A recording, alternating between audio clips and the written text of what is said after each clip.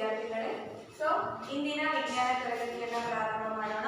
ನಾವು ನಿನ್ನೆಯ ತರಗತಿಯಲ್ಲಿ ಆಮ್ಲಗಳು, ಪ್ರತ್ಯಾಮ್ಲಗಳು ಮತ್ತು ಲವಣಗಳು ಅಂತಕ್ಕಂಥ ಅಧ್ಯಯನವನ್ನ ಮುಕ್ತಾಯ ಮಾಡಿದ್ದೇವೆ.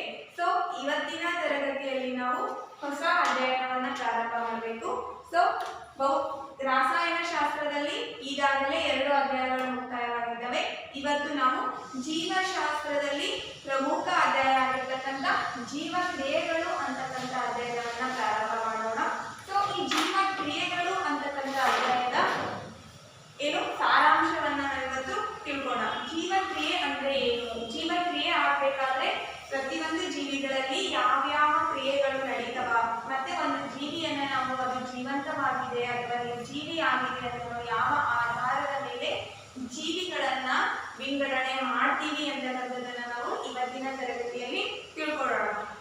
ಸೊ ನೀವು 9ನೇ ತರಗತಿಯಲ್ಲಿ ಜೀವಕೋಶ, ಜೀವದ ಮೂಲ ಘಟಕ ಈ ಎಲ್ಲದ್ರ ಬಗ್ಗೆನೂ ಕೂಡ ಕಲ್ತ್ಕೊಂಡು ಬಂದಿದ್ದೀವಿ. ಮೊದಲ ನಾವು ಒಂದು ಜೀವಿಯನ್ನ ಅದು ಜೀವಂತವಾಗಿದೆಯೋ ಇಲ್ವೋ ಅನ್ನೋದನ್ನ ಯಾವ ಆಧಾರದ ಮೇಲೆ ಗುರುತಿಸ್ತೀವಪ್ಪ ಅಂದ್ರೆ ಒಂದು ಜೀವಿಯ ಚಲನೆ ಇರಬೇಕು, ಅದಕ್ಕೆ ಏನಿರ್ಬೇಕು, ಮತ್ತೆ ಉಸಿರಾಟ ಇರಬೇಕು. ಮೊದಲ ಒಂದು ಜೀವಿಯು ನಿರಂತರವಾಗಿ ಅದಕ್ಕೆ ಉಸಿರಾಟ ಇರಬೇಕು, ಮತ್ತೆ ಅದು ಚಲನೆ ಇರಬೇಕು, ಮತ್ತೆ ಅದು ಏನಾಗಬೇಕು, ಬೆಳವಣಿಗೆಯನ್ನ ಹೊಂದುತ್ತಾ ಇರಬೇಕು. ಅದು ನಿರಂತರವಾಗಿ ಬೆಳವಣಿಗೆಯನ್ನ ಹೊಂದ್ತಾ ಇದ್ರೆ ಅದಕ್ಕೆ ನಾವು ಏನಂತ ಕರಿತೀವಿ, ಜೀವಿಗಳು ಅಂತ ಹೇಳಿ ಕರಿತೀವಿ. ಅದೇ ತರ ನಿರ್ಜೀವಿಗಳು, ನಮ್ಮ ಸುತ್ತಮುತ್ತಲು ಪರಿಸರದಲ್ಲಾಗಿರ್ಬೋದು, ಪ್ರಪಂಚದಲ್ಲಿ ಅನೇಕ ಜೀವಿಗಳದವ, ಅನೇಕ ನಿರ್ಜೀವಿಗಳದವ. ಮೊದಲ ನಾವು ಕಲ್ಲು, ಮಣ್ಣು, ಬೆಂಚು ಇವುಗಳಿಗೆಲ್ಲಕ್ಕೂ ನಾವೇನಂತ ಕರಿತೀವಿ, ನಿರ್ಜೀವಿಗಳು ಅಂತ ಕರಿತೀವಿ. ಯಾಕೆ ಅವುಗಳನ್ನ ನಿರ್ಜೀವಿಗಳು ಅಂತ ಕರಿತೀವಪ್ಪ ಅಂದ್ರೆ ಅವುಗಳಿಗೆ ಉಸಿರಾಟ ಇಲ್ಲ, ಮತ್ತೆ ಚಲನೆ ಇಲ್ಲ, ಬೆಳವಣಿಗೆ ಇಲ್ಲ. ಆದರೆ ಜೀವಿಗಳಿಗೆ ಏನಿರ್ತದ, ಉಸಿರಾಟ ಇರ್ತದೆ. ಅದು ಮಲ್ಕೊಂಡಾಗ್ಲೂ ಕೂಡ ಪ್ರತಿಯೊಬ್ಬರು ಉಸಿರಾಡ್ತಾರೆ, ಆಡ್ತಾರಿಲ್ಲ ಏನು, ನಿದ್ದೆ ಮಾಡಬೇಕಾದ್ರೂ ಕೂಡ ನಮ್ಮ ಉಸಿರಾಟ ಕ್ರಿಯೆ ನಡೀತಿರ್ತದ, ನಮ್ಮ ಹೃದಯ ಬಡಿತ ನಡೀತಿರ್ತದ. ನಿರಂತರವಾಗಿ ನಮ್ಮ ಉಸಿರಾಟ ಕ್ರಿಯೆ ಆಗಿರ್ಬೋದು, ಚಲನೆ ಆಗಿರ್ಬೋದು, ನಮ್ಮ ದೇಹದಲ್ಲಿರ್ತಕ್ಕಂಥ ಅನೇಕ ಅಂಗಗಳು ನಾವು ನಿದ್ದೆ ಮಾಡಬೇಕಾದ್ರೂ ಕೂಡ ಏನಾಗ್ತಿರ್ತಾವ, ಚಲಿಸ್ತಿರ್ತಾವ. ಈ ಕಾರಣಕ್ಕೋಸ್ಕರ ನಾವು ಏನಂತ ಕರಿತೀವಿ ಅಂದ್ರೆ ಜೀವಿಗಳಿಗೆ ಏನು ಜೀವಿಗಳು ಅಂತ ಕರಿತೀವಿ. ಈ ಎಲ್ಲಾ ಕ್ರಿಯೆಗಳು ಇಲ್ಲದೆ ಇರ್ತಕ್ಕಂಥವ್ರು ನಾವು ಎಂತ ಕರಿತೀವಿ, ನಿರ್ಜೀವಿಗಳು ಅಂತ ಹೇಳಿ ಕರಿತೀವಿ.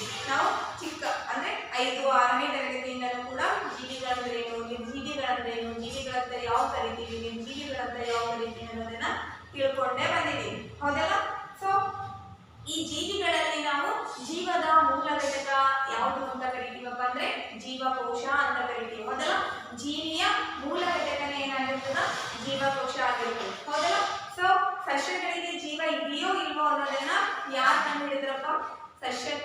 ಸಸ್ಯಗಳು ಜೀವಿಗಳ ಅಥವಾ ನಿರ್ಜೀವಿಗಳ ಅಂತ ನಾವು ಕೇಳಿದಾಗ ಸಸ್ಯಗಳಿಗೂ ಕೂಡ ಏನದ, ಜೀವ ಅದ.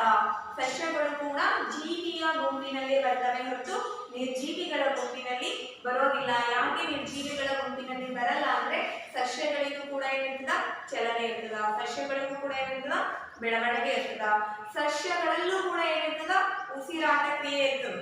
ಹೇಗೆ ಇರ್ತದ, ಅದು ಯಾವ ತರ ಇರ್ತದ ಅನ್ನೋದನ್ನ ನಾವು ಈ ಅಧ್ಯಯನದಲ್ಲಿ ತಿಳ್ಕೊತೀವಿ. ನಮ್ಮ ದೇಹದಲ್ಲಿ ನಮ್ಮ ಜೀವಕ್ರಿಯೆಯಲ್ಲಿ ಯಾವ ಯಾವ ಕ್ರಿಯೆಗಳು ನಡೀತಾವಲ್ಲ ಆ ಎಲ್ಲಾ ಕ್ರಿಯೆಗಳು ಕೂಡ ಎಲ್ಲಿ ನಡೀತಾವ, ಸಸ್ಯಗಳಲ್ಲೂ ನಡೀತಾವ. ಅದಕ್ಕೋಸ್ಕರನೇ ಸಸ್ಯಗಳು ನಮ್ಗೆ ಏನ್ ಕೊಡ್ತಾವ, ಆಕ್ಸಿಜನ್ ಅನ್ನ ಕೊಡ್ತಾವ. ಮೊದಲ ಅವು ಉಸಿರಾಟ ಕ್ರಿಯೆ ನಡೀತದಂತಾನೆ ನಮಗೆ ಆಕ್ಸಿಜನ್ ಅನ್ನ ಬಿಡುಗಡೆ ಮಾಡ್ಕೊಡ್ತಾವ.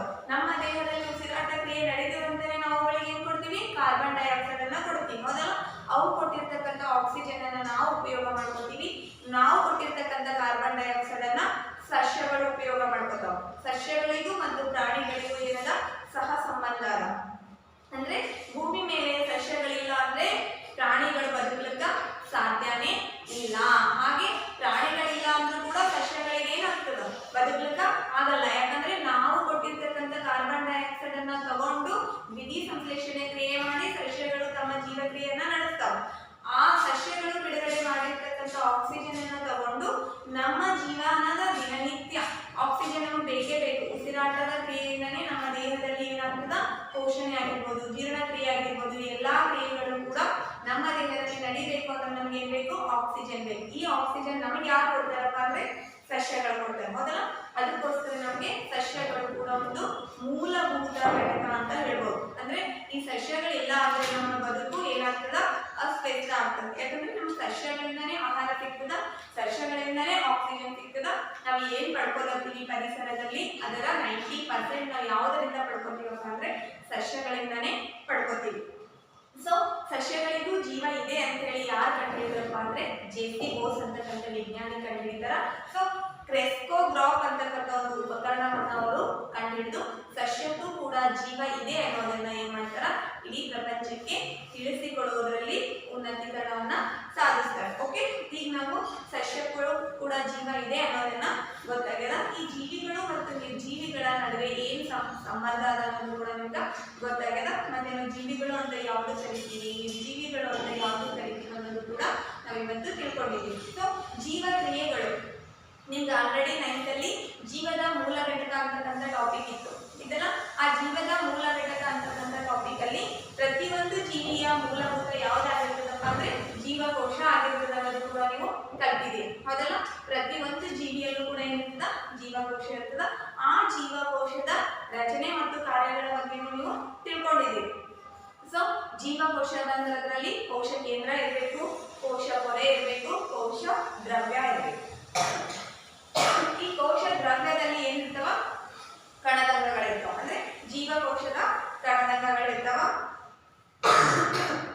ಆ ಕಣದಂಗಗಳು ಮೈಟೊಕಾಂಡ್ರಿಯಾ ಆಗಿರ್ಬೋದು, ಲೈಸೋಸೋಮ್ಗಳಾಗಿರ್ಬೋದು, ಗಾಂಧಿ ಸಂಕೀರ್ಣ ಆಗಿರ್ಬೋದು, ಪ್ರಸದಾನಿಗಳಾಗಿರ್ಬೋದು, ಪ್ಲಾಸ್ಟಿಡ್ಗಳಾಗಿರ್ಬೋದು, ರೈಬೋಸೋಮ್ಗಳಾಗಿರ್ಬೋದು, ಎಂಡೋಪ್ಲಾಸ್ಮಿಕ್ ರೆಟಿಕ್ಯುಲಮ್ಸ್ಗಳಾಗಿರ್ಬೋದು.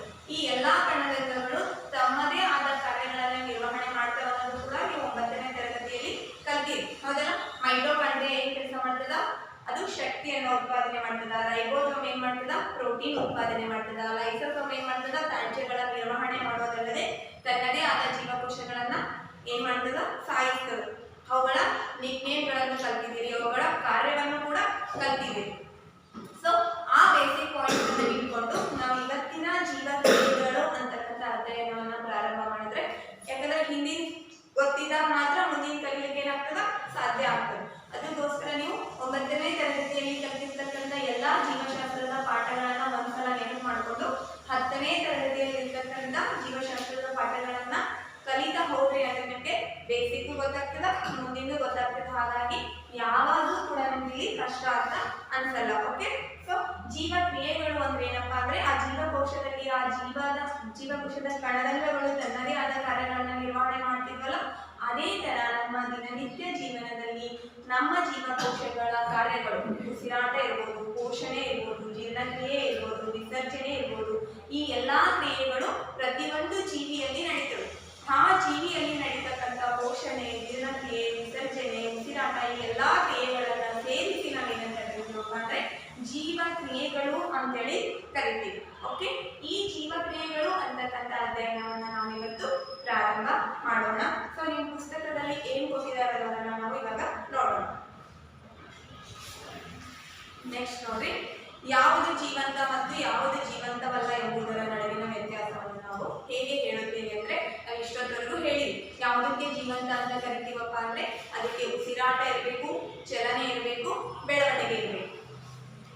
ನೆಕ್ಸ್ಟ್ ನೋಡಿ, ಒಂದು ನಾಯಿ ಓಡುತ್ತಿರುವುದನ್ನು ಅಥವಾ ಒಂದು ಹಸು ಮೆಲುಕು ಹಾಕುತ್ತಿರುವುದನ್ನು ಅಥವಾ ಒಬ್ಬ ಮನುಷ್ಯ ಬೀದಿಯಲ್ಲಿ ಗಟ್ಟಿಯಾಗಿ ಕೂಗಾಡುತ್ತಿರುವುದನ್ನು ನಾವು ನೋಡಿದರೆ ಅವುಗಳೆಲ್ಲಾ ಜೀವಿಗಳು ಎಂದು ನಾವು ತಿಳಿಯುತ್ತೇವೆ.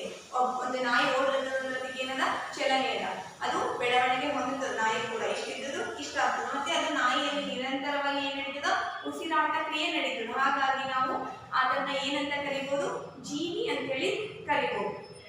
ಒಂದು ವೇಳೆ ನಾಯಿ ಅಥವಾ ಹಸು ಅಥವಾ ಮನುಷ್ಯ ನಿದ್ರಿಸುತ್ತಿದ್ದರೆ ನಿದ್ರೆ ಮಾಡುವ ಸಂದರ್ಭದಲ್ಲೂ ಕೂಡ ನಮ್ಮ ದೇಹದಲ್ಲಿರ್ತಕ್ಕಂಥ ಕ್ರಿಯೆಗಳು ನಡೀತಿರ್ತಾವೆ. ಉಸಿರಾಟ ಕ್ರಿಯೆ, ನಿದ್ದೆ ಮಾಡ್ಬೇಕಾದ್ರೂ ಉಸಿರಾಟ ಕ್ರಿಯೆ ನಡೀತದೆ.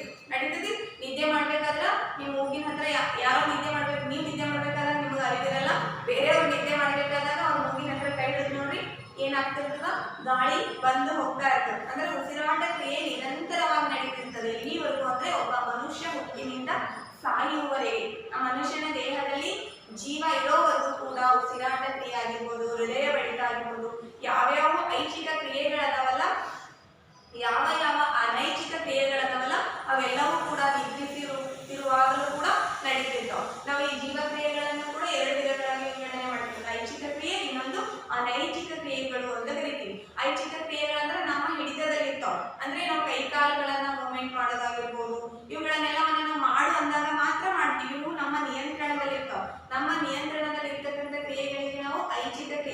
ಕರಿತೀವಿ. ಯಾವುದು ನಮ್ಮ ನಿಯಂತ್ರಣದಲ್ಲಿ ಇರಲ್ವೋ ಅದನ್ನ ನಾವೇನಂತ ಕರಿತೀವಿ, ಅನೈಚ್ಛಿಕ ಕ್ರಿಯೆಗಳು ಅಂತ ಕರಿತೀವಿ. ಈಗ ಹೃದಯ ಬಡಿತದ, ಹಾರ್ಟ್ ಬೀಟ್ ಅದ, ಅದನ್ನ ನಾವು ಬಡ್ಕೋ ಅಂದ್ರೆ ಬಡ್ಕೋತದ, ಬ್ಯಾಡ ಅಂದ್ರೆ ಬಡ್ತದೆ ಇಲ್ಲ. ನಾವು ಬಡ್ಕೋ ಅಂದ್ರೂ ಬಡ್ಕೋತದ, ಬ್ಯಾಡ ಅಂದ್ರೂ ಕೂಡ ಬಡ್ಕೋತದ. ಅದ್ರ ಕೆಲಸ ಅದ ಏನ್ ಮಾಡ್ತದ, ನಿರಂತರವಾಗಿ ಮಾಡ್ತಿರ್ತದೆ. ಇದಕ್ಕೆ ನಾವೇನಂತ ಕರಿತೀವಿ, ಅನೈಚ್ಛಿಕ ಕ್ರಿಯೆಗಳು ಅಂತ ಕರಿತೀವಿ. ಅಂದ್ರೆ ಯಾವ ಕ್ರಿಯೆಗಳು ನಮ್ಮ ನಿಯಂತ್ರಣದಲ್ಲಿ ಇರಲ್ವೋ ಅದಕ್ಕೆ ಏನಂತ ಕರಿತೀವಿ, ಅನೈಚ್ಛಿಕ ಕ್ರಿಯೆಗಳು ಅಂತ ಕರಿತೀವಿ. ಯಾವ ಕ್ರಿಯೆಗಳು ನಮ್ಮ ನಿಯಂತ್ರಣದಲ್ಲಿ ಇರ್ತಾವೋ ಅವುಗಳಿಗೆ ನಾವೇನಂತ ಕರಿತೀವಿ, ಐಚ್ಛಿಕ ಕ್ರಿಯೆಗಳು ಅಂತ ಹೇಳಿ ಕರಿತೀವಿ. ಅನೈಚ್ಛಿಕ ಕ್ರಿಯೆಗಳು ನಾವು ನಿದ್ದೆ ಮಾಡ್ತಾ ಇರುವಾಗಲೂ ಕೂಡ ನಿರಂತರವಾಗಿ ತಮ್ಮ ಕಾರ್ಯಗಳನ್ನು ಏನ್ ಮಾಡ್ತಿರ್ತಾವ, ಮಾಡ್ತಾ ಇರ್ತಾವ. ಅದಕ್ಕೋಸ್ಕರ ನಾವು ಏನಂತ ಹೇಳ್ಬೋದು, ಒಂದು ಜೀವಿ ಜೀವಂತ ಅದ ಅಂತ ಹೇಳಿ ಹೇಳ್ಬೋದು. ಯಾವಾಗ ಜೀವಿಯಲ್ಲಿ ಅನೈಚ್ಛಿಕ ಕ್ರಿಯೆಗಳ ಕಾರ್ಯ ನಿಂತು ಹೋಗ್ತದೋ ಅವಾಗ ಜೀವಿ ಜೀವಂತ ಇಲ್ಲ ಅಂತ ಹೇಳಿ ನಾವು ಹೇಳ್ಬೋದು. ಇಲ್ಲಿ ನೋಡ್ರಿ, ಅವುಗಳು ಉಸಿರಾಡುತ್ತಿರುವುದನ್ನು ನಾವು ನೋಡುತ್ತೇವೆ ಮತ್ತು ಅವುಗಳು ಜೀವಂತವಾಗಿವೆ ಎಂದು ನಾವು ತಿಳಿಯುತ್ತೇವೆ. ಸಸ್ಯಗಳ ವಿಷಯವೇನು? ಅವು ಜೀವಂತವಾಗಿವೆ ಎಂದು ನಮಗೆ ಹೇಗೆ ತಿಳಿಯುತ್ತದೆ? ಅವು ಹಸಿರಾಗಿರುವುದನ್ನು ಕಾಣುತ್ತೇವೆ ಎಂದು ನಮ್ಮಲ್ಲಿ ಕೆಲವರು ಹೇಳಬಹುದು. ಆದರೆ ಹಸಿರನ್ನು ಹೊರತುಪಡಿಸಿ ಇತರ ಬಣ್ಣಗಳ ಎಲೆಗಳಿರುವ ಸಸ್ಯಗಳ ವಿಷಯವೇನು? ಕಾಲ ಕಳೆದ ಹಾಗೆಲ್ಲ ಅವು ಬೆಳೆಯುತ್ತವೆ, ಆದ್ದರಿಂದ ಅವು ಜೀವಂತವಾಗಿರುವುದು ನಮಗೆ ತಿಳಿಯುತ್ತದೆ ಎಂದು ಕೆಲವರು ಹೇಳಬಹುದು. ಜೀವಂತ ಇರುವುದರ ಸಾಮಾನ್ಯ ಆಧಾರವೆಂದರೆ ಕೆಲವೊಂದು ವಿಧದ ಚಲನೆ ಎಂದು ನಾವು ಸಾಮಾನ್ಯವಾಗಿ ಚಿಂತಿಸುತ್ತೇವೆ.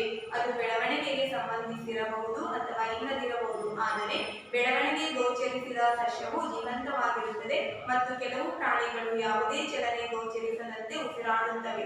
ಆದ್ದರಿಂದ ಜೀವದ ಲಕ್ಷಣವನ್ನು ನಿರೂಪಿಸಲು ಗೋಚರ ಚಲನೆಯ ಬಳಕೆ ಸಾಕಾಗುವುದಿಲ್ಲ ಅಂತ ಹೇಳ್ತಾರೆ. ಅಂದ್ರೆ ಕೆಲವೊಂದು ಸಸ್ಯಗಳು ಯಾಕೆ ಜೀವಂತವಾಗಿದ್ದಾವೆ ಅಂತ ಕೇಳಿದಾಗ ಹಸಿರಾದವ, ಸತ್ತು ಅಂದ್ರೆ ಏನಾಗ್ತವ, ಕಂದು ಬಣ್ಣ, ಎಲೆಗಳು ಹಳದಿ ರೂಪಕ್ತಿರುತ್ತವ, ಹಸಿರು ಅಲೆಯದ ಅಂತ ತಿಳ್ಕೊಂಡು ಇದು ಸಸ್ಯ ಜೀವಂತವಾಗಿದೆ ಅಂತ ಹೇಳಕ್ಕ ಆಗಲ್ಲ.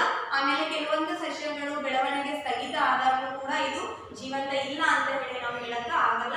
ಬರೀ ಗೋಚರ ಅಂದ್ರೆ ಕಣ್ಣಿಗೆ ಕಾಣ್ತಕ್ಕಂಥ ಸಂಗತಿಗಳನ್ನ ಇಟ್ಕೊಂಡು ಒಂದು ಜೀವಿ ಜೀವಂತನೋ ಇಲ್ವೋ ಅನ್ನೋದನ್ನ ನಾವು ಹೇಳೋಕ್ಕಾಗಲ್ಲ. ಅಗೋಚರ ಸಂಗತಿಗಳು ಕೂಡ ಜೀವಿಗಳಲ್ಲಿ ನಡೀತಾವ ಅಂತ ಹೇಳಿ ಹೇಳ್ತಾರೆ. ಇನ್ನು ಅನೈಚ್ಛಿಕ ಕ್ರಿಯೆಗಳು ಕಣ್ಣಿಗೆ ಕಾಣಲ್ಲ, ಆದ್ರೂ ಕೂಡ ಅವು ನಿರಂತರವಾಗಿ ನಡೀತಿರ್ತಾವ. ಅವು ಸಸ್ಯ ಆಗಿರ್ಬೋದು, ಪ್ರಾಣಿ ಆಗಿರ್ಬೋದು. ತುಂಬಾ ಸಣ್ಣ ಪ್ರಮಾಣದ ಚಲನೆಗಳು ಬರಿಗಣ್ಣಿಗೆ ಅಗೋಚರವಾಗಿರುತ್ತವೆ. ಉದಾಹರಣೆಗೆ ಅಣುಗಳ ಚಲನೆ. ಅಗೋಚರ ಅಣುಗಳ ಈ ಚಲನೆಯು ಜೀವಕ್ಕೆ ಅಗತ್ಯವಾಗಿದೆಯೇ? ವೃತ್ತಿಪರ ಜೀವಶಾಸ್ತ್ರಜ್ಞರಿಗೆ ನಾವು ಈ ಪ್ರಶ್ನೆಯನ್ನು ಕೇಳಿದರೆ ಅವರು ಹೌದು ಎಂದು ಹೇಳಬಹುದು.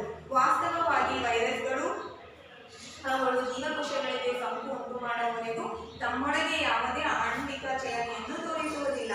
ಇದರಿಂದಾಗಿ ಅವು ನಿಜವಾಗಿ ಜೀವಂತವೇ ಅಥವಾ ಇಲ್ಲ ಎಂಬ ವಿವಾದವಿದೆ ಅಂತ ಹೇಳ್ತಾರೆ. ಅಂದ್ರೆ ನಮ್ಮ ಕಣ್ಣಿಗೆ ಕಾಣದೇ ಇರತಕ್ಕಂಥ ಎಷ್ಟೋ ಸೂಕ್ಷ್ಮಾಣು ಜೀವಿಗಳವ ಅದಲ್ಲ, ಬ್ಯಾಕ್ಟೀರಿಯಾ ಆಗಿರ್ಬೋದು, ವೈರಸ್ ಆಗಿರ್ಬೋದು, ಶಿಲಂಧ್ರಿಯ ಆಗಿರ್ಬೋದು, ಇವೆಲ್ಲವೂ ಕೂಡ ನಮ್ಮ ಬರೀ ಕಣ್ಣಿಗೆ ಕಾಣಿಸಲು ಅವು ಹೇಗಿರ್ತಾವಪ್ಪ ಅಂದ್ರೆ ಕಣಗಳ ಅಣುಗಳ ಚಲನೆ ರೂಪದಲ್ಲಿ ಇರ್ತಾವ. ಈ ಅಣುಗಳ ರೂಪದಲ್ಲಿ ಇರ್ತಕ್ಕಂಥ ಆ ಜೀವಿಗಳನ್ನ ನಾವು ಇವು ಜೀವ ಅದಾವೋ ಇಲ್ವೋ ಅಂತ ಕೇಳಿದಾಗ ಅಂದ್ರೆ ಜೀವಶಾಸ್ತ್ರಜ್ಞರು ಏನ್ ಹೇಳ್ತಾರೋ ಅವರೆಲ್ಲ ಪ್ರಾಕ್ಟಿಕಲಿ ಪ್ರೂವ್ ಮಾಡ್ಕೊಂಡು ಇವು ಜೀವಂತ ಅದಾವ ಅಂತ ಹೇಳ್ತಾರೆ. ಆದ್ರೆ ನಮಗೆ ಕೇಳಿದಾಗ ಇಲ್ಲ ಅಂತ ಹೇಳಿ, ಯಾಕಂದ್ರೆ ನಮ್ಮ ಕಣ್ಣಿಗೆ ಕಾಣೋದೇ ಇಲ್ಲ. ಕಣ್ಣಿಗೆ ಕಾಣಲ್ಲ ಅಂದ್ಮೇಲೆ ಅವರ ಜೀವಕ್ರಿಯೆ ಹೇಗೆ ನಮ್ಗೆ ಕಾಣಿಸ್ತಾವ? ಮೊದಲು ಈ ಬೆಸ್ಟ್ ಎಕ್ಸಾಂಪಲ್ ಅಂದ್ರೆ ವೈರಸ್ ಅಂತ ಕೊಡ್ತಾರ. ಈ ವೈರಸ್ ತಗೊಳ್ಳಿ, ಈ ವೈರಸ್ ಜೀವಂತ ಕಣನೋ ಅಥವಾ ನಿರ್ಜೀವ ಕಣನೋ ಅಂತ ಹೇಳಿ ಇನ್ನೂವರೆಗೂ ಕೂಡ ಯಾರಿಗೂ ಹೇಳಕ್ಕಾಗಿಲ್ಲ. ಯಾಕೆ ಹೇಳಕ್ಕಾಗಿಲ್ಲಪ್ಪ ಅಂದ್ರೆ ಈ ವೈರಸ್ ಅನ್ನ ನಾವು ಜೀವಂತನೋ ಜೀವ ಇಲ್ವೋ ಅಂತ ಹೇಳಿ ಕೇಳಿದ್ರೆ ಇದನ್ನ ಜೀವಶಾಸ್ತ್ರಜ್ಞರು ಏನ್ ಹೇಳ್ತಾರೆ, ಜೀವಿ ಅದ ಅಂತ ಹೇಳ್ಬೋದು. ಇದು ಜೀವಿನೋ ನಿರ್ಜೀವಿನೋ ಅಂತ ಹೇಳಿ ನಮ್ಗೆ ಇನ್ನೂ ಕೂಡ ಕ್ಲಾರಿಟಿ ಸಿಕ್ಕಿಲ್ಲ. ಈ ವೈರಸ್ ಅನ್ನ ನಾವು ಏನಂತ ಕರಿತೀವಪ್ಪ ಅಂದ್ರೆ ಜೀವಿ ಮತ್ತು ನಿರ್ಜೀವಿಗಳ ನಡುವಿನ ಕೊಂಡಿ ಅಂತ ಹೇಳಿ ಕರಿತೀವಿ. ಇದನ್ನ ಜೀವಿಗಳ ಗುಂಪಿನಲ್ಲೂ ಕೂಡ ಸೇರಿಸಿಲ್ಲ, ನಿರ್ಜೀವಿಗಳ ಗುಂಪಿನಲ್ಲೂ ಕೂಡ ಸೇರಿಸಿಲ್ಲ. ಯಾಕೆ ಜೀವಿ ಮತ್ತು ನಿರ್ಜೀವಿಗಳ ನಡುವಿನ ಕೊಂಡಿ ಅಂತ ಹೇಳಿ ಈ ವೈರಸ್ ಅನ್ನ ನಾವು ಕರಿತೀವಿ ಅಂದ್ರೆ ಇದು ಏನ್ ಮಾಡ್ತದೆ ಈ ವೈರಸ್ ಅಂದ್ರ ಸಾಮಾನ್ಯವಾಗಿ ವಾತಾವರಣದಲ್ಲಿದ್ದಾಗ ಏನಿರ್ತದ, ನಿರ್ಜೀವಿ ಆಗಿರ್ತದೆ.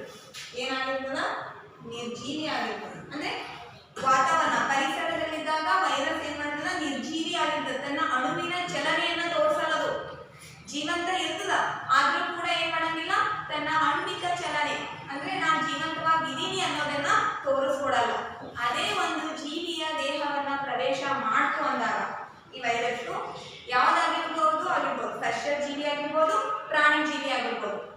ಜೀವಿಯ ದೇಹವನ್ನ ಪ್ರವೇಶ ಮಾಡಿದಾಗ ಏನ್ ಮಾಡ್ತದಪ್ಪ ಅಂದ್ರೆ ಇದು ತನ್ನ ಆಣ್ವಿಕ ಚಲನೆಯನ್ನ ಪ್ರಾರಂಭ ಮಾಡುವುದು. ಈಗ ಕೊರೋನಾ ವೈರಸ್ ಅದ. ಕೊರೋನಾ ವೈರಸ್ ಎಷ್ಟು ಜಲ್ದಿ ಸ್ಪ್ರೆಡ್ ಆಯ್ತಲ್ಲ, ಎಲ್ರಿಗೂ ಗೊತ್ತದ. ಈ ಕೊರೋನಾ ವೈರಸ್ ಎಷ್ಟು ಇಮಿಡಿಯೇಟ್ ಆಗಿ ಸ್ಪ್ರೆಡ್ ಆಗ್ತದೆ. ಈ ವೈರಸ್ಗಳು ತನ್ನ ಸಂತಾನೋತ್ಪತ್ತಿಯನ್ನ ಅಷ್ಟು ಸ್ಪೀಡ್ ಆಗಿ ಸ್ಪ್ರೆಡ್ ಮಾಡ್ತಾವೆ. ಎಲ್ಲಿ ಬಂದಾಗ ಒಂದು ಜೀವಿಯ ದೇಹದೊಳಗೆ ಬಂದಾಗ. ಎಲ್ಲರೂ ಲಾಕ್ಡೌನ್ ಮಾಡಿದ್ರು. ಯಾಕೆ ಲಾಕ್ಡೌನ್ ಮಾಡಿದ್ರು? ಕೊರೋನಾ ವೈರಸ್ ಬಂದಾಗ ಈ ವೈರಸ್ಗಳು ಏನಾದ್ರು ಪರಿಸರದಲ್ಲಿ ಇದ್ದಾಗ ಇಲ್ಲಿ ಏನಾಗಿರ್ತಾವ, ನಿರ್ಜೀವಿಗಳಾಗಿರ್ತಾವ. ಈ ವೈರಸ್ಗಳು ನಮ್ಮ ದೇಹವನ್ನ ಪ್ರವೇಶ ಮಾಡಿದಾಗ ಮಾತ್ರ ಇವುಗಳಿಗೆ ಏನ್ ಬರ್ತದ, ಜೀವ ಬರ್ತದೆ. ಜೀವ ಬಂದು ಏನ್ ಮಾಡ್ತದ, ತನ್ನ ಸಂತಾನೋತ್ಪತ್ತಿಯನ್ನ ಪ್ರಾರಂಭ ಮಾಡ್ಕೊತವೆ. ಅಂದ್ರೆ ಮಲ್ಟಿಪಲ್, ಒಂದರಿಂದ ಎರಡರಿಂದ ಮೂರು ಅತಿ ವೇಗವಾಗಿ ಬೆಳವಣಿಗೆ ಹೊಂದ್ತಾವೆ. ದಿನನಿತ್ಯ ಕೋಟ್ಯಾನುಗಟ್ಟಲೆ ತನ್ನ ಸಂತತಿಯನ್ನ ಬೆಳೆಸ್ಕೊತಾವ. ಒಂದು ವೈರಸ್ ಕೋಟ್ಯಾನುಗಟ್ಟಲೆ ಸಂತತಿಯನ್ನ ಬೆಳೆಸ್ಕೊಂಡು ನಮಗೆ ಏನ್ ಕೊಡ್ತಾವಪ್ಪ ಅಂದ್ರೆ ಹಾನಿಕಾರಕ ರೋಗಗಳನ್ನ ಕೊಡ್ತಾವ. HIV ಆಗಿರ್ಬೋದು, ಈ ಕೊರೋನಾ ವೈರಸ್ ಆಗಿರ್ಬೋದು. ವೈರಸ್ ನಿಂದ ಬರ್ತಕ್ಕಂಥ ಕಾಯಿಲೆಗಳು ಅತ್ಯಂತ ಭಯಾನಕ ಆಗಿರ್ತಾವ. ಯಾಕೆ ಭಯಾನಕ ಆಗಿರ್ತಾವ ಮತ್ತು ಇವುಗಳನ್ನ ಕಂಡು ಹಿಡಿಯಕ್ಕೆ ಆಗಲ್ಲ. HIV ವೈರಸ್ ಬಂದಾಗಲೂ ಕೂಡ ಬಹಳಷ್ಟು ಕಷ್ಟ ಆಗಿತ್ತು. ಇನ್ನೂ ಕೂಡ ಅದಕ್ಕೆ ಪರ್ಟಿಕ್ಯುಲರ್ ಔಷಧಿ ಸಿಕ್ಕಿಲ್ಲ. HIV ಇನ್ನೂ ಕೂಡ ಕಂಪ್ಲೀಟ್ ಔಷಧಿ ಸಿಕ್ಕಿಲ್ಲ. ಅಂದ್ರೆ ಒಂದು HIV ಆಗಿರ್ತಕ್ಕಂಥ ಒಬ್ಬ ಮನುಷ್ಯ ನಾವು ಕಂಪ್ಲೀಟ್ ಆಗಿ ಪರಿಪೂರ್ಣವಾಗಿ ಅವನನ್ನ HIV ಮುಕ್ತನಾಗಿ ಮಾಡೋದಕ್ಕೆ ಸಾಧ್ಯ ಇಲ್ಲ. ಒಂದ್ಸಲ HIV ಅಟ್ಯಾಕ್ ಆಯ್ತು ಅಂದ್ರೆ ಮುಗೀತು, ಅವನು ಜೀವಂತ ಇರೋ ಅವನ ಆಯಸ್ಸನ್ನ ಸ್ವಲ್ಪ ಗಟ್ಟಿ ಮಾಡ್ಬೋದು. ಅಂದ್ರೆ ಇವತ್ತು ಸಾಯ್ತಾನ ಅಂದ್ರೆ ಒಂದು 10 ವರ್ಷ ಬದುಕಿಸ್ಬೋದು ನಮ್ಮ ಔಷಧಿಗಳನ್ನ ಉಪಯೋಗ ಮಾಡಿ. ಆದ್ರೆ ಅವನನ್ನ HIV ಮುಕ್ತನಾಗಿ ಮಾಡೋದಕ್ಕೆ ನಮ್ಮಿಂದ ಸಾಧ್ಯ ಇಲ್ಲ. ಯಾಕೆ ಸಾಧ್ಯ ಇಲ್ಲ ಅಂದ್ರೆ ಈ ವೈರಸ್ ನಿಂದ ಬರ್ತಕ್ಕಂಥ ರೋಗಗಳು ಅತ್ಯಂತ ಭಯಾನಕವಾಗಿರ್ತಾವ. ಮತ್ತೆ ಈ ವೈರಸ್ಗಳು ಏನ್ ಮಾಡ್ತಾವಪ್ಪ ಅಂದ್ರೆ ಇದನ್ನ ಸಂತತಿಯನ್ನ ಅತಿ ವೇಗವಾಗಿ ಹೆಚ್ಚಿಸ್ಬಿಡ್ತಾವ. ನಾವು ಸುಮ್ಮನೆ ಇದೀವಿ, 1 ಸೆಕೆಂಡ್ ಸುಮ್ಮನೆ ಇದೀವಿ ಅಂದ್ರೂ ಕೂಡ ಕೋಟ್ಯಾನು ಗಂಟೆ ಏನ್ ಮಾಡಿರ್ತಾವ, ತನ್ನ ಸಂತತಿಯನ್ನ ಬೆಳೆಸಿ ರೋಗಕ್ಕೆ ಬೇಕಾಗಿರ್ತಕ್ಕಂಥ ಎಲ್ಲಾ ಲಕ್ಷಣಗಳನ್ನ ತೋರಿಸ್ಬಿಡ್ತಾವ. ಅದಕ್ಕೋಸ್ಕರನೇ ನಮ್ಮ ಕೊರೋನಾ ವೈರಸ್ಗೂ ಕೂಡ ಇನ್ನೂ ಔಷಧಿ ಕಂಡುಹಿಡಿಯೋದ್ರಿಂದ ಸಾಧ್ಯ ಆಗ್ತಾ ಇಲ್ಲ. ಇದರ ಬೆಳವಣಿಗೆ ಏನದ ಅತಿ ವೇಗ ಅದ. ನಮ್ಮ ಔಷಧಿ ಕಂಡುಹಿಡಿತಕ್ಕಂಥದ್ದು ನಿಧಾನಗತಿ ಇದೆ. ಅಂದ್ರೆ ಒಂದು ರೋಗ ಹುಟ್ಕೊಂಡದಂದ್ರ ಅದ್ರ ಬಗ್ಗೆ ತಿಳ್ಕೊಳ್ಳೋಕೆ ನಮ್ಗೆ ಎಷ್ಟೋ ಸಮಯ ಬೇಕು. ಈ ವೈರಸ್ ಇಂದಾನೇ ಬಂದದಂತ ತಿಳ್ಕೊಳ್ಳೋಕೆ ಎಷ್ಟೋ ಸಮಯ ಬೇಕು. ಇನ್ನು ಅದಕ್ಕೆ ಔಷಧಿ ಕಂಡುಹಿಡಿಯೋದಕ್ಕೂ ಅತಿ ಹೆಚ್ಚು ಸಮಯಗಳು ಬೇಕು. ಅದಕ್ಕೋಸ್ಕರನೇ ಕೊರೋನಾ ವೈರಸ್ ಬಂದಾಗ ಲಾಕ್ಡೌನ್ ಮಾಡಿದ್ರು, ಎಲ್ಲ ಮಾಡಿದ್ರು. ಯಾಕೆ ಲಾಕ್ಡೌನ್ ಮಾಡಿದ್ರಪ್ಪ ಅಂದ್ರೆ ಈ ವೈರಸ್ ವಾತಾವರಣದಲ್ಲಿ ಇರ್ತಕ್ಕಂಥ ವೈರಸ್ ನಮ್ಮ ದೇಹವನ್ನ ಪ್ರವೇಶ ಮಾಡೋದನ್ನ ತಡೆಯೋದಕ್ಕೋಸ್ಕರ ಲಾಕ್ಡೌನ್ ಮಾಡಿದ್ರೆ ಹೊರತು ಕೊರೋನಾ ವೈರಸ್ ಇಂದ ಮುಕ್ತಿ ಪಡೆಯೋದು. ವೈರಸ್ ಅನ್ನ ನಾಶ ಮಾಡಕ್ ಆಗಲ್ಲ, ಅದನ್ನ ನಮ್ಮ ದೇಹವನ್ನ ಪ್ರವೇಶ ಮಾಡದೆ ಇರೋ ತರ ತಡೆಯಬಹುದು ಅನ್ನೋ ಒಂದು ಉದ್ದೇಶಕ್ಕೋಸ್ಕರ ಲಾಕ್ಡೌನ್ ಅಂತಕ್ಕಂಥ ಕ್ರಿಯೆಯನ್ನ ಇಡೀ ಪ್ರಪಂಚದಾದ್ಯಂತ ಎಲ್ಲರೂ ಕೂಡ ಮಾಡಿದ್ರು. ಈ ವೈರಸ್ಸಿಗೆ ಔಷಧಿಯನ್ನ ಕಂಡುಹಿಡಿಯೋದಕ್ಕೆ ತಡ ಆಗ್ಲದ್ದು, ಆದ್ರೂ ಕೂಡ ಒಂದಿನ ಕಂಡು ಹಿಡಿತಾರೆ. ಎಲ್ಲ ಕೂಡ ವ್ಯಾಕ್ಸಿನ್ಗಳನ್ನ ಕಂಡುಹಿಡಿತಾರೆ. ಆ ವ್ಯಾಕ್ಸಿನ್ಗಳಿಂದ ಕಂಪ್ಲೀಟ್ ಆಗಿ ವೈರಸ್ ಅನ್ನ ನಾಶ ಮಾಡ್ಲಿಕ್ಕೆ ಆಗಲ್ಲ. ಈ ವೈರಸ್ ಇಂದ ಬರ್ತಕ್ಕಂಥ ಹಾನಿಕಾರಕ ಲಕ್ಷಣಗಳನ್ನ ತಡೀಬಹುದು. ಅಂದ್ರೆ ಈ ವೈರಸ್ ಅಟ್ಯಾಕ್ ಆದ ತಕ್ಷಣ ನಮ್ಗೆ ಆಗ್ತಕ್ಕಂಥ ಹಾನಿಕಾರಕಗಳನ್ನ ತಡೀಬಹುದು ವ್ಯಾಕ್ಸಿನ್ ಇಂದ, ಹೊರತು ಕಂಪ್ಲೀಟ್ ಆಗಿ ಕೊರೋನಾ ವೈರಸ್ ಅನ್ನ ನಾಶ ಮಾಡೋದಕ್ಕೆ ಸಾಧ್ಯ ಇಲ್ಲ ಅಂತಾನು ಹೇಳ್ಬೋದು. ಸೊ ಈ ವೈರಸ್ ಅನ್ನ ನಾವು ಅದಕ್ಕೋಸ್ಕರ ಇನ್ನೂವರೆಗೂ ಜೀವಿನೋ ನಿರ್ಜೀವಿನೋ ಅಂತಕ್ಕಂಥ ಗುಂಪಿನಲ್ಲಿ ಸೇರಿಸಿಲ್ಲ. ವಿಜ್ಞಾನಿಗಳು ಕೇಳಿದವರು ಜೀವಿನೇ ಅಂತ ಹೇಳ್ತಾರೆ. ಯಾಕೆ ಜೀವಿ ಅಂತ? ನಾವು ಕೂಡ ಜೀವಿ ಅಂತಾನೆ ಹೇಳ್ಬೋದಲ್ಲ. ಈ ವೈರಸ್ ನಮ್ಗೆ ಆಗ್ತಿರ್ತಕ್ಕಂಥ ಎಫೆಕ್ಟ್ ಅನ್ನ ಇಟ್ಕೊಂಡ್ರೆ ಇದು ಜೀವಿ ಅಂತ ಹೇಳ್ಬೋದು. ಬಟ್ ಇದು ವಾತಾವರಣದಲ್ಲಿ ನೋಡಿದಾಗ ಇದು ಚಲನೆನೇ ತೋರಿಸಲ್ಲ. ವೈರಸ್ ಅನ್ನ ನಾವು ಪರಿಸರದಲ್ಲಿ ಇಟ್ಟು ನೋಡಿದಾಗ ಇದನ್ನ ನಿರ್ಜೀವಿ ಅಂತ ಹೇಳ್ತೀವಿ. ಅದೇ ಒಂದು ಜೀವಿಯ ದೇಹವನ್ನ ಪ್ರವೇಶ ಮಾಡ್ತು ಅಂದಾಗ ಏನಾಗ್ಬಿಡ್ತದೋ ತನ್ನ ಆಣ್ವಿಕ ಚಲನೆಯನ್ನ ವೇಗವಾಗಿ ಹೆಚ್ಚಿಸಿ ಅತಿ ಭಯಾನಕ ರೋಗಗಳನ್ನ ಉಂಟು ಮಾಡಬಹುದು. ಅದಕ್ಕೋಸ್ಕರನೇ ನಾವು ವೈರಸ್ನ ಏನಂತ ಕರಿತೀವಿ ಅಂದ್ರೆ ಜೀವಿ ಮತ್ತು ನಿರ್ಜೀವಿಗಳ ನಡುವಿನ ಕೊಂಡಿ ಅಂತ ಹೇಳಿ ಕರಿತೀವಿ. ಓಕೆ, ನೆಕ್ಸ್ಟ್ ನೋಡಿ, ತುಂಬಾ ಸಣ್ಣ ಪ್ರಮಾಣದ ಚಲನೆಗಳು ಬರಿಗಣ್ಣಿಗೆ ಕಾಣಲ್ಲ ಅಂತ ಹೇಳ್ತೀವಿ. ಅದಕ್ಕೋಸ್ಕರ ವೈರಸ್ಗಳಾಗಿರ್ಬೋದು, ಬ್ಯಾಕ್ಟೀರಿಯಾಗಳಾಗಿರ್ಬೋದು, ಶಿಲೀಂಧ್ರಗಳಾಗಿರ್ಬೋದು, ಇವೆಲ್ಲವೂ ಕೂಡ ನಮ್ಮ ಕಣ್ಣಿಗೆ ಕಾಣದೇ ಇದ್ರೂ ಕೂಡ ಜೀವಿಗಳ ಲಕ್ಷಣವನ್ನ ತೋರ್ಪಟ್ಟು ನಮಗೆ ಹಾನಿಕಾರಕ ರೋಗಗಳನ್ನ ಉಂಟು ಮಾಡ್ತಾವ. ಅದಕ್ಕೋಸ್ಕರ ನಾವು ಅವುಗಳನ್ನ ಜೀವಿಗಳು ಅಂತ ಹೇಳಿ ಕರಿಬಹುದು. ಜೀವಕ್ಕೆ ಆಣ್ವಿಕ ಚಲನೆಗಳ ಅಗತ್ಯವೇಕಿದೆ. ಜೀವಿಗಳು ಚೆನ್ನಾಗಿ ವ್ಯವಸ್ಥೆಗೊಳಿಸಲ್ಪಟ್ಟ ರಚನೆಗಳಾಗಿವೆ ಎಂದು ಹಿಂದಿನ ತರಗತಿಗಳಲ್ಲಿ ನಾವು ನೋಡಿದ್ದೇವೆ. ಅವು ಅಂಗಾಂಶಗಳನ್ನು ಹೊಂದಿವೆ. ಅಂಗಾಂಶಗಳು ಜೀವಕೋಶವನ್ನು ಹೊಂದಿವೆ. ಜೀವಕೋಶಗಳು ತಮ್ಮೊಳಗೆ ಅತ್ಯಂತ ಸಣ್ಣ ಘಟಕಗಳನ್ನು ಹೊಂದಿವೆ. ಇದು ಹೀಗೆಯೇ ಮುಂದುವರಿಯುತ್ತದೆ. ನಾನು ಫಸ್ಟ್ ಇಂಟ್ರೊಡಕ್ಷನ್ ಅಲ್ಲೇ ಹೇಳಿದೆ, ಪ್ರತಿಯೊಂದು ಅಂಗಾಂಶವು ಜೀವಕೋಶಗಳನ್ನು ಹೊಂದಿವೆ. ಅಂದ್ರೆ ಪ್ರತಿಯೊಂದು ಜೀವಿಯೂ ಜೀವಕೋಶಗಳಿಂದಲೇ ಆಗಿದೆ. ಆ ಜೀವಕೋಶಗಳಲ್ಲಿ ಅಂಗಾಂಶಗಳಿರ್ತಾವೆ. ನಿಮಗೆ ಅಂಗಾಂಶಗಳು ಅಂತಕ್ಕಂಥ ಅಧ್ಯಾಯ ಕೂಡ 9ನೇ ತರಗತಿಯಲ್ಲೇ ಹೋಗ್ತದೆ, ಹೌದಲ್ಲ? ಪ್ರಾಣಿ ಅಂಗಾಂಶಗಳು ಬೇರೆ ಇದಾವ, ಸಸ್ಯ ಅಂಗಾಂಶಗಳು ಬೇರೆ ಇದಾವ. ಸಸ್ಯ ಅಂಗಾಂಶಗಳಲ್ಲಿ ಆ ಅಂಗಾಂಶಗಳು ಮಾಡ್ತಕ್ಕಂಥ ಕಾರ್ಯಗಳೇ ಬೇರೆ ಇದಾವ. ಪ್ರಾಣಿ ಅಂಗಾಂಶಗಳು ಮಾಡ್ತಕ್ಕಂಥ ಕಾರ್ಯಗಳೇ ಬೇರೆ ಇದಾವ. ಪ್ರತಿಯೊಂದು ಅಂಗಾಂಶಗಳು ಯಾವುದರಿಂದ ರಚನೆ ಆಗಿವ, ಜೀವಕೋಶಗಳಿಂದನೇ ರಚನೆ ಆಗಿದೆ ಅನ್ನೋದು ಕೂಡ ನೀವು ಕಲ್ತೀರಿ, ಹೌದಲ್ಲ? ಸೊ ಸಸ್ಯ ಅಂಗಾಂಶಗಳ ಕಾರ್ಯಗಳೇನು, ಪ್ರಾಣಿ ಅಂಗಾಂಶಗಳ ಕಾರ್ಯಗಳೇನು, ಇವೆಲ್ಲವೂ ಕೂಡ 9ನೇ ತರಗತಿಯಲ್ಲಿ ಕಲ್ತಿದ್ದೀರಿ. ನೆಕ್ಸ್ಟ್ ನೋಡ್ರಿ, ಕಾಲಕ್ರಮೇಣ ಜೀವಿಗಳ ಈ ರೀತಿಯ ಸಂಘಟಿತ ವ್ಯವಸ್ಥಿತ ರಚನೆಗಳು ಸ್ವಾಭಾವಿಕವಾಗಿಯೇ ವಿಭಜನೆಗೊಳ್ಳುತ್ತವೆ.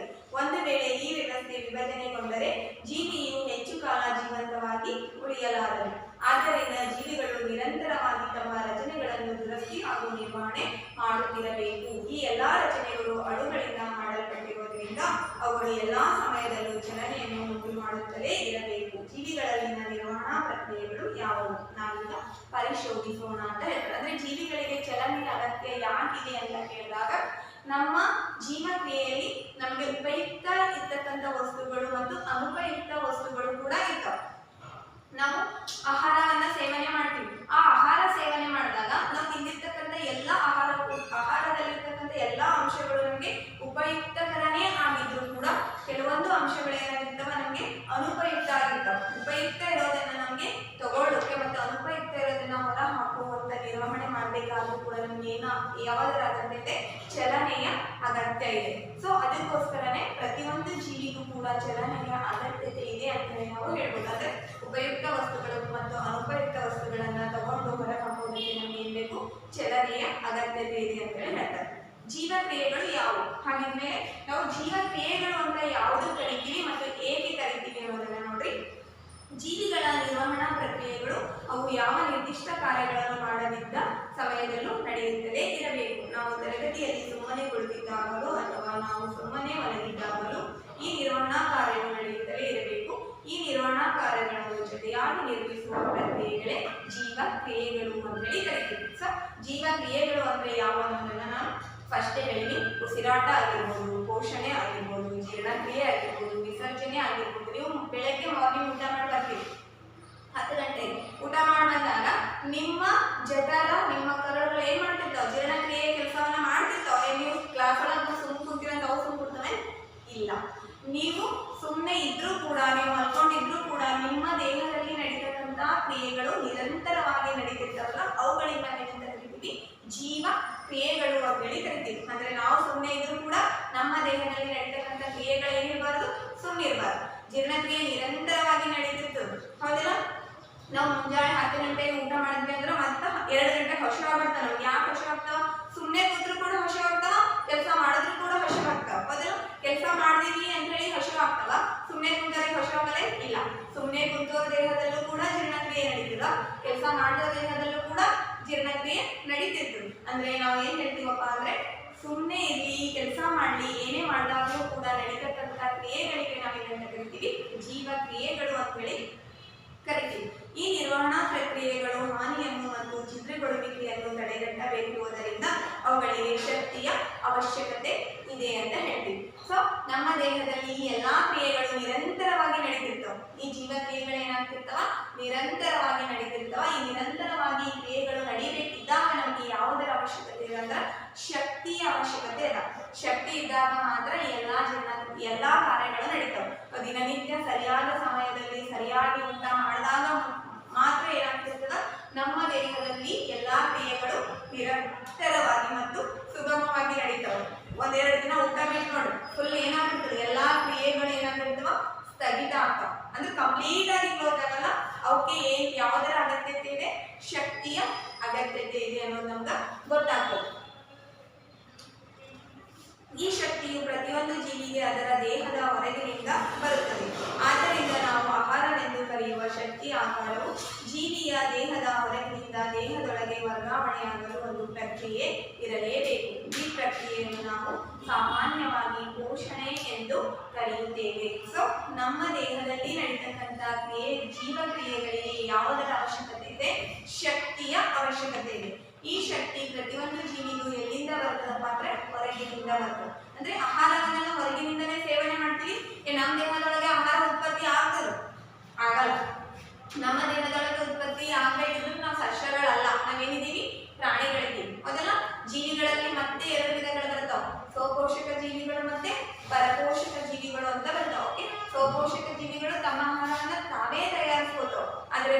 ಅಪೋಷಕ ಜೀವಿಗಳು ಆಹಾರಕ್ಕಾಗಿ ಬೇರೊಂದು ಜೀವಿಯನ್ನ ಅವಲಂಬಿಸಿರ್ತಾವ. ನಾವೇನ್ ಮಾಡಿವಿ, ಇನ್ನೊಂದು ಜೀವಿಯನ್ನ ಅವಲಂಬಿಸಿ, ಅದು ಸಸ್ಯ ಆಗಿರ್ಬೋದು, ಪ್ರಾಣಿ ಆಗಿರ್ಬೋದು, ಹೌದಲ್ಲ. ಅದಕ್ಕೋಸ್ಕರ ನಮಗೆ ಶಕ್ತಿ ಅವಶ್ಯಕತೆ ಇಲ್ಲ. ಆ ಶಕ್ತಿ ನಮ್ಗೆ ಎಲ್ಲಿಂದ ಸಿಗ್ತದಪ್ಪ ಅಂದ್ರೆ ಹೊರಗಿನಿಂದ ಸಿಗ್ತದೆ. ಭೂಮಿಯ ಮೇಲಿನ ಈ ಪ್ರಕ್ರಿಯೆಯನ್ನು ನಾವೇನಂತ ಕರಿತೀವಿ, ಪೋಷಣೆ ಅಂತ ಕರಿತೀವಿ. ಒಂದು ವೇಳೆ ಜೀವಿಯ ದೇಹದ ಗಾತ್ರವು ಬೆಳವಣಿಗೆ ಹೊಂದಬೇಕಿದ್ದಲ್ಲಿ ಪೂರಕ ಕಚ್ಚಾ ವಸ್ತುಗಳು ಹೊರಗಿನಿಂದ ಸರಬರಾಜಾಗಬೇಕಾದ ಅಗತ್ಯವಿದೆ. ಭೂಮಿಯ ಮೇಲಿನ ಜೀವವು ಕಾರ್ಬನ್ನಿಂದಾದ ಅಣುಗಳನ್ನು ಆಧರಿಸಿರುವುದರಿಂದ ಬಹುತೇಕ ಆಹಾರದ ಆಕಾರಗಳು ಕಾರ್ಬನ್ ಆಧಾರಿತವಾಗಿವೆ. ಈ ಕಾರ್ಬನ್ ಆಕಾರಗಳ ಸಂಕೀರ್ಣತೆಯ ಆಧಾರದ ಮೇಲೆ ವಿಭಿನ್ನ ಜೀವಿಗಳು ವಿಭಿನ್ನ ರೀತಿಯ ಪೋಷಣಾ ವಿಧಾನವನ್ನು ಬಳಸುತ್ತವೆ ಅಂತ ಹೇಳ್ತೀವಿ. ಅಂದ್ರೆ ಭೂಮಿ ಮೇಲಿರ್ತಕ್ಕಂಥ ಪ್ರತಿಯೊಂದು ಜೀವಿಯ ಅತಿ ಹೆಚ್ಚಾಗಿ ಯಾವ ಅಂಶದಿಂದ ಮಾಡಲ್ಪಟ್ಟಿದೆ ಅಂದ್ರೆ ಕಾರ್ಬನ್ ಅಂತಕ್ಕಂಥ ಅಂಶದಿಂದ ಮಾಡಲ್ಪಟ್ಟಿದೆ. ಅದಕ್ಕೋಸ್ಕರ ನಮ್ಮ ದೇಹದ ಬೆಳವಣಿಗೆ ಚೆನ್ನಾಗಿ ಆಗ್ಬೇಕು ಅಂದ್ರೆ ನಾವು ಕಾರ್ಬನ್ ಯುಕ್ತ ಆಹಾರದ ಬಳಕೆಯನ್ನ ಮಾಡ್ಬೇಕು. ಅಂದ್ರೆ ಕಾರ್ಬನ್ ಯುಕ್ತ ಆಹಾರವನ್ನ ಸೇವನೆ ಮಾಡುವ ಅಗತ್ಯ ಇದೆ. ಅದಕ್ಕೋಸ್ಕರ ನಾವು ಕಾರ್ಬನ್ ಯುಕ್ತ ಆಹಾರವನ್ನ ಸೇವನೆ ಮಾಡ್ತೀವಿ ಅಂತ ಇಲ್ಲಿ ಹೇಳ್ತಾರೆ. ಪರಿಸರವು ಜೀವಿಯ ನಿಯಂತ್ರಣದಲ್ಲಿ ಇಲ್ಲದಿರುವುದರಿಂದ ಹೊರಗಿನ ಶಕ್ತಿಯ ಆಕಾರಗಳು ಸಾಕಷ್ಟು ವೈವಿಧ್ಯತೆಯಿಂದ ಕೂಡಿವೆ. ಆದ್ದರಿಂದ ಶಕ್ತಿಯ ಈ ಆಕಾರಗಳು ದೇಹದೊಳಗೆ ವಿಭಜನೆಗೊಳ್ಳುವ ಅಥವಾ ಸಂಯೋಜನೆಗೊಳ್ಳುವ ಅಗತ್ಯವಿದೆ ಮತ್ತು ಅಂತಿಮವಾಗಿ ಏಕರೂಪದ ಶಕ್ತಿ ಆಕಾರವಾಗಿ ಪರಿವರ್ತನೆಗೊಂಡು ಜೀವಂತ ರಚನೆಗಳನ್ನು ನಿರ್ವಹಿಸುವ ವಿವಿಧ ರೀತಿಯ ಆಣ್ವಿಕ ಚಲನೆಗಳಿಗೆ ಜೊತೆಗೆ ದೇಹದ ಬೆಳವಣಿಗೆಗೆ ಅಗತ್ಯವಾದ ಅಂಗಗಳಾಗಿ ಬಳಕೆಯಾಗಬೇಕಾಗುತ್ತದೆ. ಇದಕ್ಕಾಗಿ ದೇಹದಲ್ಲಿ ರಾಸಾಯನಿಕ ಕ್ರಿಯೆಗಳ ಸರಣಿಯೇ ನಡೆಯಬೇಕಾಗುತ್ತದೆ. ಉತ್ಕರ್ಷಣ, ಅಪಕರ್ಷಣ ಕ್ರಿಯೆಗಳು ಅಣುಗಳ ವಿಭಜನೆಗೆ ಸಾಮಾನ್ಯ ಕಾರಣಗಳಾಗಿವೆ. ಸೊ ಈ ಉತ್ಕರ್ಷಣ ಮತ್ತು ಅಪಕರ್ಷಣ ಅಂತಕ್ಕಂಥ ಕ್ರಿಯೆ ಫಸ್ಟ್ ಟಾಪಿಕಲ್ ಕಲ್ತಿದ್ವಿ. ರಾಸಾಯನಿಕ ಕ್ರಿಯೆಗಳು ಮತ್ತು ಸಮೀಕರಣಗಳು ಅಂತಕ್ಕಂಥ ಅಧ್ಯಾಯದಲ್ಲಿ ನಾವು ಉತ್ಕರ್ಷಣ ಎಂದರೇನು, ಅಪಕರ್ಷಣ ಎಂದರೇನು ಅಂತ ಹೇಳಿ. ಉತ್ಕರ್ಷಣ ಕ್ರಿಯೆಯು ಒಂದು ಉಸಿರಾಟ ಕ್ರಿಯೆಯು ಒಂದು ಉತ್ಕರ್ಷಣ ಅಂತಕ್ಕಂಥ ಎಕ್ಸಾಂಪಲ್ಸ್ ಕೂಡ ಕೊಟ್ಟು ಹೇಳಿ. ಮೊದಲ ಉತ್ಕರ್ಷಣ ಕ್ರಿಯೆ ಅಂದ್ರೇನು, ಆಕ್ಸಿಜನ್ ಯುಕ್ತ ಅಂದ್ರೆ ಯಾವುದು ಆಕ್ಸಿಜನ್ ಅನ್ನ ಪಡ್ಕೋತದೋ ಅದನ್ನ ಉತ್ಕರ್ಷಣ ಅಂತ ಕರಿತೀವಿ. ಯಾವುದು ಆಕ್ಸಿಜನ್ ಅನ್ನ ಕಳ್ಕೋತದೋ ಅದನ್ನ ನಾವೇನಂತ ಕರಿತೀವಿ, ಅಪಕರ್ಷಣ ಅಂತ ಕರಿತೀವಿ. ಉಸಿರಾಟ ಕ್ರಿಯೆಯಲ್ಲಿ ಉತ್ಕರ್ಷಣ ಮತ್ತು ಅಪಕರ್ಷಣ ಕ್ರಿಯೆಗಳು ನಡೀತಾವ ಅಂತ ಅವರು ಇಲ್ಲಿ ಹೇಳ್ತಾರೆ. ಇದು ಕೂಡ ನೆಕ್ಸ್ಟ್ ಸ್ಟೆಪ್ ಅಲ್ಲಿ ಬರ್ತದ, ಅವಾಗ ಹೇಳ್ತೀವಿ. ಇದಕ್ಕಾಗಿ ಅನೇಕ ಜೀವಿಗಳು ತಮ್ಮ ದೇಹದ ಹೊರಗಿನ ಆಕ್ಸಿಜನ್ ಆಕಾರಗಳನ್ನು ಬಳಸಿಕೊಳ್ಳುತ್ತವೆ. ದೇಹದ ಹೊರಭಾಗದಿಂದ ಆಕ್ಸಿಜನ್ ಅನ್ನು ಪಡೆದುಕೊಂಡು ಕೋಶೀಯ ಅಗತ್ಯಗಳಿಗಾಗಿ ಆಹಾರ ಪದಾರ್ಥಗಳನ್ನು ವಿಭಜಿಸಿ ಬಳಸಿಕೊಳ್ಳುವ ಪ್ರಕ್ರಿಯೆಗೆ ನಾವು ಉಸಿರಾಟ ಎಂದು ಕರೆಯುತ್ತೇವೆ. ನಮ್ಮ ಶಕ್ತಿಯ ಅಗತ್ಯತೆಗೋಸ್ಕರ ನಾವು ಆಹಾರವನ್ನು ಸ್ವೀಕಾರ ಮಾಡ್ತೀವಿ. ತಿಂದಿರ್ತಕ್ಕಂಥ ಆಹಾರ ಜೀರ್ಣ ಆಗ್ಬೇಕು ಅಂದಾಗ ನಮ್ಮ ದೇಹದಲ್ಲಿ ಯಾವ ಕ್ರಿಯೆ ನಡೀಬೇಕು, ಉತ್ಕರ್ಷಣ ಕ್ರಿಯೆ ನಡೀಬೇಕು. ಉತ್ಕರ್ಷಣ ಕ್ರಿಯೆ ನಡೀಬೇಕಾದ್ರೆ ಏನ್ ಬೇಕು, ಆಕ್ಸಿಜನ್ ಬೇಕು. ಮೊದಲು ಸಸ್ಯಗಳು ಬಿಡುಗಡೆ ಮಾಡಿರ್ತಕ್ಕಂಥ ಆಕ್ಸಿಜನ್ ಅನ್ನು ಉಸಿರಾಟದ ಮುಖಾಂತರ ತಗೊಂಡು ನಮ್ಮ ದೇಹದ ಒಳಗಡೆ ಯಾವ ಕ್ರಿಯೆಗೆ ಸಹಕಾರಿಯಾಗಿರ್ತದೆ ಈ ಆಕ್ಸಿಜನ್ ಅಂದ್ರೆ ಜೀರ್ಣ ಕ್ರಿಯೆಗೆ ಸಹಕಾರಿಯಾಗಿರ್ತದೆ. ಸೊ ನಾವು ತಿಂದಿರ್ತಕ್ಕಂಥ ಆಹಾರವನ್ನ ಬರ್ನ್ ಮಾಡ್ತದೆ ಯಾವುದು, ಆಕ್ಸಿಜನ್. ದೇಹದೊಳಗಡೆ ಹೋಗಿ ಬರ್ನ್ ಮಾಡಿ ಜೀರ್ಣ ಕ್ರಿಯೆ ಅಂತಕ್ಕಂಥ ರಾಸಾಯನಿಕ ಕ್ರಿಯೆಯನ್ನು ಒಳಪಡಿಸಿ ನೆಕ್ಸ್ಟ್ ಏನ್ ಮಾಡ್ತದಪ್ಪ ಅಂದ್ರೆ ಈ ಆಕ್ಸಿಜನ್ ಉತ್ಕರ್ಷಣಗೊಂಡು ಆಹಾರದ ವಿವಿಧ ಘಟಕಗಳಾಗಿ ವಿಂಗಡಣೆ ಮಾಡ್ತದೆ. ಆಹಾರದಲ್ಲಿ ಕಾರ್ಬೋಹೈಡ್ರೇಟ್ಸ್ ಇರ್ಬೋದು, ಪ್ರೋಟೀನ್ ಇರ್ಬೋದು, ಲಿಪಿಡ್ ಇರ್ಬೋದು, ಅಮೈನೋ ಆಸಿಡ್ಸ್ ಇರ್ಬೋದು, ಆಹಾರದ ಘಟಕಗಳು ಅಂತ ಕರಿತೀವಿ ನಾವು. ಮೊದಲ ಈ ಎಲ್ಲಾ ಆಹಾರದ ಘಟಕಗಳನ್ನ ಆಕ್ಸಿಜನ್ ಉಸಿರಾಟ ಕ್ರಿಯೆಯನ್ನು ಏನ್ ಮಾಡ್ತದೆ, ಡಿವೈಡ್ ಮಾಡಿ ನಮಗೆ ಬೇಕಾಗಿರ್ತಕ್ಕಂಥ ಅಗತ್ಯ ವಸ್ತುಗಳನ್ನ ದೇಹದ ಎಲ್ಲಾ ಜೀವಕೋಶಗಳಿಗೆ ಕಳಿಸಿ ಬೇಡದೇ ಇರತಕ್ಕಂಥ ಅನುಪಯುಕ್ತ ವಸ್ತುಗಳನ್ನ ಏನ್ ಮಾಡ್ತದ, ವಿಸರ್ಜನೆ ಮಾಡ್ತದೆ. ಸೊ ಈ ಕ್ರಿಯೆ ನಾವೇನಂತ ಕರಿತೀವಿ, ಉಸಿರಾಟ ಕ್ರಿಯೆ ಅಂತ ಕರಿತೀವಿ. ಆಕ್ಸಿಜನ್ ನ ಸಮ್ಮುಖದಲ್ಲಿ ಏನನ್ನ ಮಾಡ್ತದ, ಆಹಾರದ ವಿಘಟನೆಯನ್ನ ಮಾಡ್ತದೆ. ಇದನ್ನು ನಾವು ಉಸಿರಾಟ ಕ್ರಿಯೆ ಅಂತ ಹೇಳಿ ಕರಿತೀವಿ. ನೆಕ್ಸ್ಟ್ ನೋಡಿ, ದೇಹದ ಹೊರಭಾಗದಿಂದ ಆಕ್ಸಿಜನ್ ಅನ್ನು ಪಡೆದುಕೊಂಡು ಕೋಶೀಯ ಅಗತ್ಯಗಳಿಗಾಗಿ ಆಹಾರ ಪದಾರ್ಥವನ್ನು ವಿಭಜಿಸಿ ಬಳಸಿಕೊಳ್ಳುವ ಪ್ರಕ್ರಿಯೆಗೆ ನಾವೇನಂತ ಕರಿತೀವಿ, ಉಸಿರಾಟ ಅಂತ ಕರಿತೀವಿ. ಏಕಕೋಶೀಯ ಜೀವಿಗಳ ಪ್ರಕರಣದಲ್ಲಿ ಜೀವಿಯ ಸಂಪೂರ್ಣ ಹೊರಮೈ ಪರಿಸರದ ಸಂಪರ್ಕದಲ್ಲಿರುವುದರಿಂದ ಆಹಾರ ಸೇವನೆ, ಅನಿಲಗಳ ವಿನಿಮಯ ಅಥವಾ ತ್ಯಾಜ್ಯಗಳ ವಿಸರ್ಜನೆಗೆ ನಿರ್ದಿಷ್ಟ ಅಂಗಗಳ ಅಗತ್ಯವಿಲ್ಲ.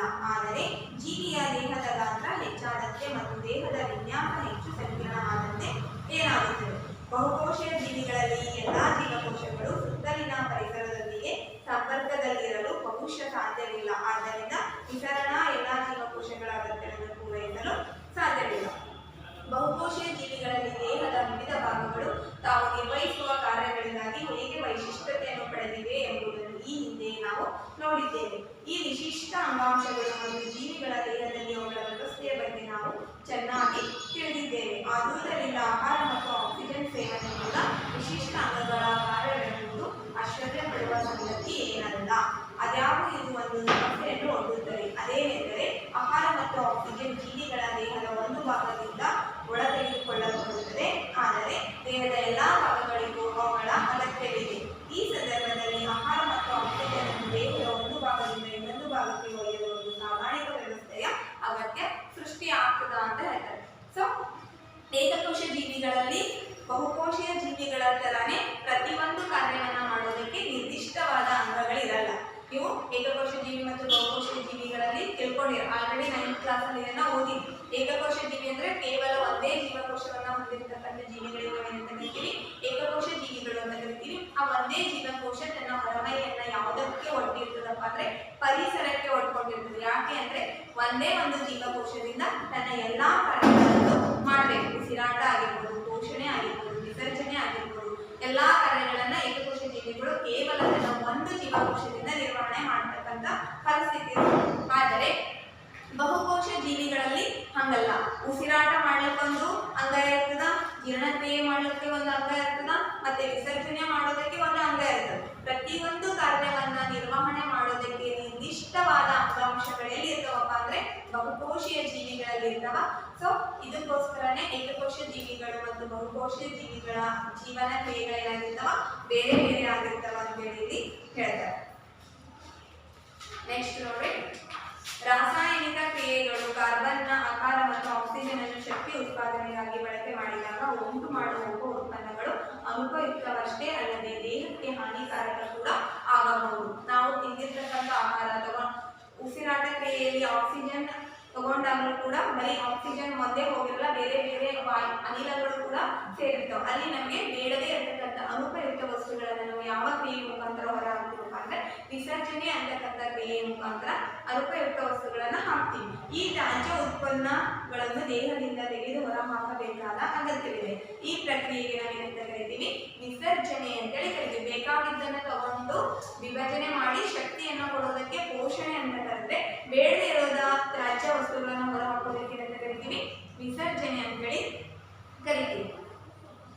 ಪುನಃ ಬಹುಕೋಶೀಯ ಜೀವಿಗಳ ದೇಹ ರಚನೆಯ ಮೂಲ ನಿಯಮಗಳನ್ನು ಅನುಸರಿಸಿದರೆ ವಿಸರ್ಜನೆಗಾಗಿಯೇ ವೈಶಿಷ್ಟ್ಯತೆಯನ್ನು ಪಡೆದ ಅಂಗಾಂಶಗಳು ಅಭಿವೃದ್ಧಿ ಹೊಂದಿರಬೇಕಾಗುತ್ತದೆ. ಅಂದರೆ ಸಾಗಾಣಿಕಾ ವ್ಯವಸ್ಥೆಯ ತ್ಯಾಜ್ಯ ಪದಾರ್ಥಗಳನ್ನು ಜೀವಕೋಶದಿಂದ ವಿಸರ್ಜನಾ ಅಂಗಾಂಶಗಳಿಗೆ ಸಾಗಿಸಬೇಕಾಗುತ್ತದೆ. ನಮ್ಮ ದೇಹದಲ್ಲಿ ಪ್ರತಿಯೊಂದು ಕಾರ್ಯಗಳನ್ನು ನಿರ್ವಹಣೆ ಮಾಡೋದಕ್ಕೆ ನಿರ್ದಿಷ್ಟವಾದ ಅಂಗಾಂಶಗಳು ಇರ್ತವೆ. ಮೊದಲ ನೀವು 9ನೇ ತರಗತಿಯಲ್ಲಿ ಅಂಗಾಂಶಗಳು ಅಂತಕ್ಕಂಥ ಪಾಠದಲ್ಲಿ ಪ್ರಾಣಿ ಅಂಗಾಂಶಗಳಲ್ಲಿ ಕಲ್ತೀರಿ. ಅನುಲೇಪಕ ಅಂಗಾಂಶಗಳು ಬರ್ತದ, ಅನುಲೇಪಕ ಅಂಗಾಂಶದ ಕಾರ್ಯವೇನು, ಸಂಯೋಜಕ ಅಂಗಾಂಶ ಬರ್ತದ, ಸಂಯೋಜಕ ಅಂಗಾಂಶದ ಕಾರ್ಯವೇನು, ಮತ್ತೆ ನರ ಅಂಗಾಂಶ ಬರ್ತದ, ಸ್ನಾಯು ಅಂಗಾಂಶಗಳು ಬರ್ತವೆ. ಇವೆಲ್ಲವೂ ಕೂಡ ನಮ್ಮ ದೇಹದಲ್ಲಿ ಸಾಗಾಣಿಕೆ ಆಗಿರ್ಬೋದು, ವಿಸರ್ಜನೆ ಆಗಿರ್ಬೋದು, ಪೋಷಣೆ ಆಗಿರ್ಬೋದು, ಈ ಎಲ್ಲಾ ಕಾರ್ಯಗಳನ್ನ ಪ್ರತಿಯೊಂದು ಅಂಗಾಂಶಗಳು ತನ್ನದೇ ಆದ ನಿರ್ದಿಷ್ಟ ಕಾರ್ಯವನ್ನ ನಿರ್ವಹಣೆ ಮಾಡ್ತವ ಅಂತೇಳಿ ಹೇಳ್ತಾರೆ. ಜೀವನವನ್ನು ನಿರ್ವಹಿಸಲು ಅತ್ಯಂತ ಅಗತ್ಯವಾದ ವಿವಿಧ ಪ್ರಕ್ರಿಯೆಗಳನ್ನು ಒಂದಾದ ನಂತರ ಒಂದರಂತೆ ನಾವೀಗ ಪರಿಗಣಿಸೋಣ. ಸೊ ಇವತ್ತಿನ ತರಗತಿಯಲ್ಲಿ ನಾವು ಜೀವ ಕ್ರಿಯೆಗಳು ಅಂತಕ್ಕಂಥ ಪಾಠದ ಮೂಲ ಕ್ರಿಯೆಗಳನ್ನ ಕಲ್ತ್ಕೊಂಡಿದ್ದೀವಿ. ನಾಳಿನ ತರಗತಿಯಲ್ಲಿ ನಾವು ಏನ್ ಕಲಿತೀವಪ್ಪ ಅಂದ್ರೆ ಪೋಷಣೆ. ಈ ಜೀವ ಕ್ರಿಯೆಯಲ್ಲಿ ಮೊದಲನೇ ಹಂತ ಆಗಿರ್ತಕ್ಕಂಥ ಪೋಷಣೆ ಕ್ರಿಯೆಯನ್ನ ನಾವು ನಾಳಿನ ತರಗತಿಯಲ್ಲಿ ಅಧ್ಯಯನ ಮಾಡೋಣ ಅಂತ ಹೇಳ್ತಾ ಇಂದಿನ ತರಗತಿಯನ್ನು ಮುಕ್ತಾಯ ಮಾಡೋಣ. ಧನ್ಯವಾದ.